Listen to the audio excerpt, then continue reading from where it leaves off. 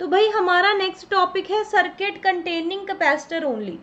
Capacitor only circuit कैसे बनता था? सिर्फ एक कैपेसिटर लगाते थे और एक एसी सोर्स लगाते थे, है कि नहीं? और इसमें करंट आई चल रहा होता था। इसको बच्चों हम प्योरली कैपेसिटिव सर्किट भी बोल सकते हैं। क्या बोल सकते हैं बच्चों? प्योरली कैपेसिटिव सर्किट भी बोला जा सकता है, या फिर सी ओनली सर्किट भी कहा जा सकता है। क्या इतनी बातें ठीक हैं क्या? तो भाई देखना, सबसे पहले क्या मानकर चलते हैं? Let us consider that a capacitor is connected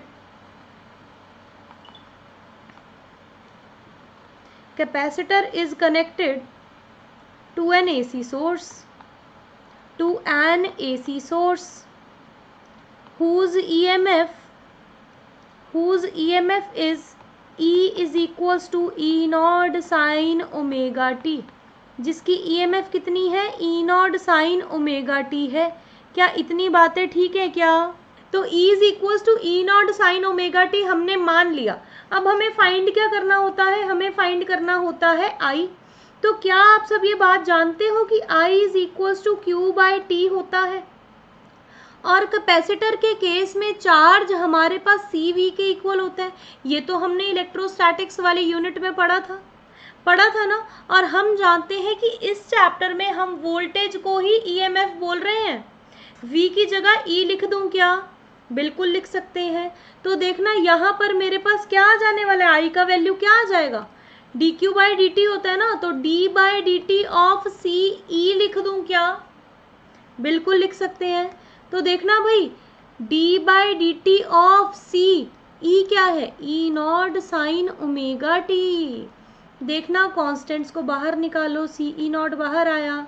d by dt of sine omega t, कोई बच्चा बता दे साइन ओमेगा t का डिफ्रेंसिएशन। बिल्कुल ठीक बात है, कॉस ओमेगा t इंटू में ओमेगा।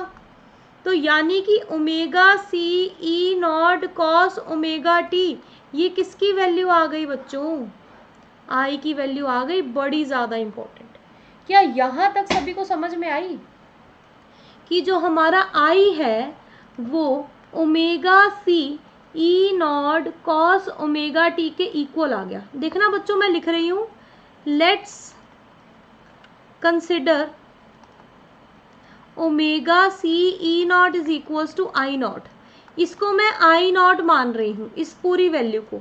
तो ये क्या बन जाएगा? I is equals to I not cos omega T, है ना? तो भाई देखना, ई नॉट तो हमारे पास E not sine omega T था, ई तो हमारे पास E not sine omega T था, बट आई क्या आ गया? I not cos omega T आ गया। बच्चों फेज डिफरेंस वाला करंट आ गया।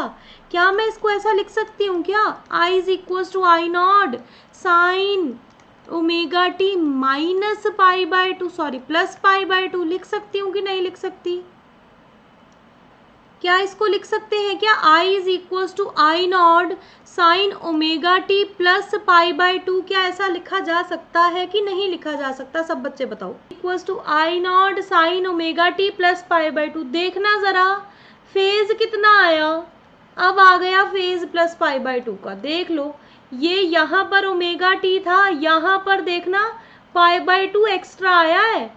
ये एक्स्ट्रा क्या है? यही तो फेज है बच्चों, अकल के कच्चों। हम सबसे पहला काम क्या करते हैं? ई को मानकर चलते हैं, ई नॉट साइन ओमेगा टी। हमारे पास आई कितना आ गया? I not cos omega T. और हमें क्या पता लगा कि आई नॉट की वैल्यू क्या है? ओमेगा सी ई नॉट है। फोर्थ काम करते हैं कि हमारा फेज कितना है? पाई बाय टू है, वो भी प्लस का। इसके बाद हम बनाते हैं वेव फॉर्म, और ये तो हमने कल ही बनानी सीखी है वेव फॉर्म, कि जब हमारे पास प्लस पाई बाय टू का डिफरेंस आ जाता है तो वेव फॉर्म कैसी बनती है। देखो बच्चों, ये तो हमारा हर बच्चा जानता है, हमने कल ही किया था ये काम। ये देखो, ये तो ई नॉट साइन ओमेगा टी की वेव बन गई, ये तो साइन वेव है, तो ये तो ईएमएफ की वेव आ गई। बट जो हमारा करंट है ना, वो पाई बाय टू आगे चल रहा है, तो ये लो पाई बाय टू आगे चल रहा है, ये लो पाई बाय टू आगे चल रहा है। ये लीजिए लाइक दिस। समझ में आई क्या इतनी बातें? क्या सभी को इतनी बात समझ में आती है क्या? ये जो वेव है ना, ये वाली जो वेव है, ये है हमारे पास आई नॉट कॉस ओमेगा टी की वेव।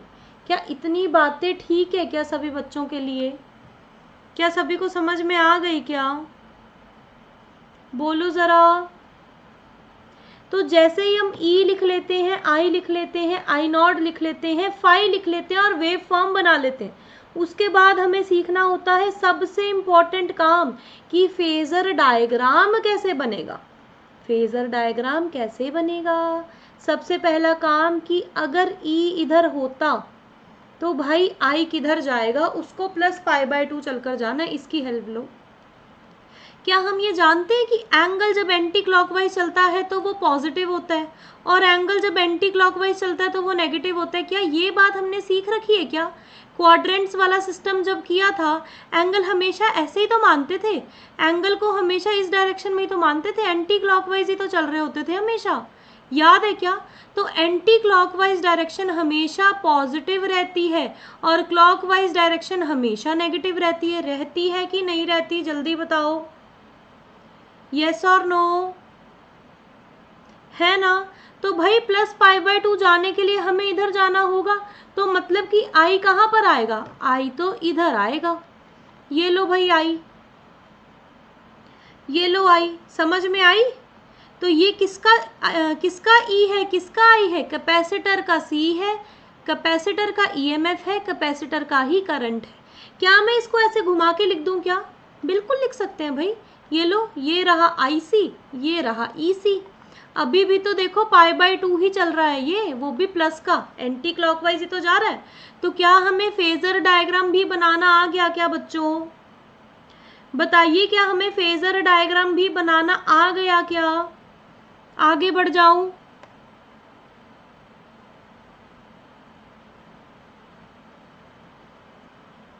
Very good, super. तो ये थी हमारी आज की क्लास की बातें। बाकी बातें जो हम करेंगे वो करेंगे हम कल, जब हम सिर्फ प्योरली इंडक्टिव सर्किट पढ़ेंगे और साथ ही साथ एलसीआर सर्किट पढ़ेंगे और साथ ही साथ एक्ससी और एक्सएल की बातें सीखेंगे।